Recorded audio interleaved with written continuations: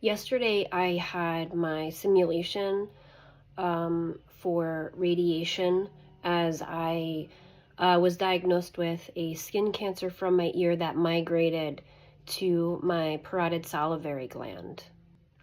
So on the my chart it said blood work, so I just figured it was blood work. But when we got to the blood work area, it was really a urine test, and I had already gone to the bathroom, so I didn't have to use the bathroom. So we waited like an hour. They need to make sure you're not pregnant. And after the hour, they said, well, we'll just do some blood work then. I guess they didn't want to stick me.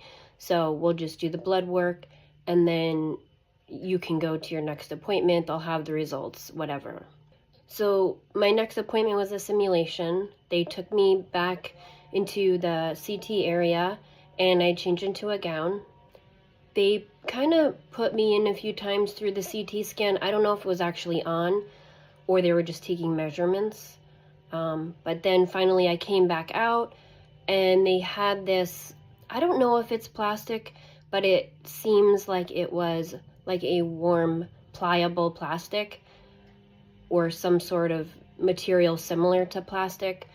And they kind of just put it over my head, over my shoulders, and they just kept like squishing it to like mold it to my body. And it was really warm, bordering on hot.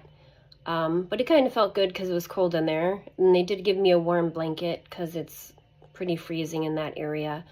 So they did that for a couple minutes, trying to make sure that it doesn't shrink or it doesn't, they need the mold to be really correct. So after a few minutes, they put me back into the CT machine, and the machine was taking images. I heard it like revving up and doing its thing. So I went through it a few times.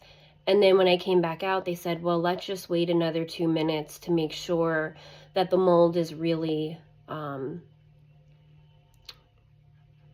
really set. Like it's cooled down. So they did that, and then they came back and drew some markings on it with a marker. I didn't have any tattoos or anything.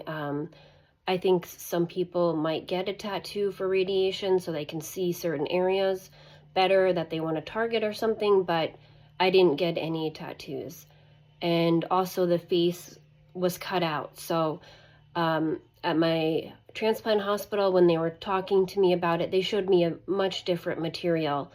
But it did have a face covering. So I would have been quite claustrophobic because they put it, around you, and they like strap it in, they click it in place.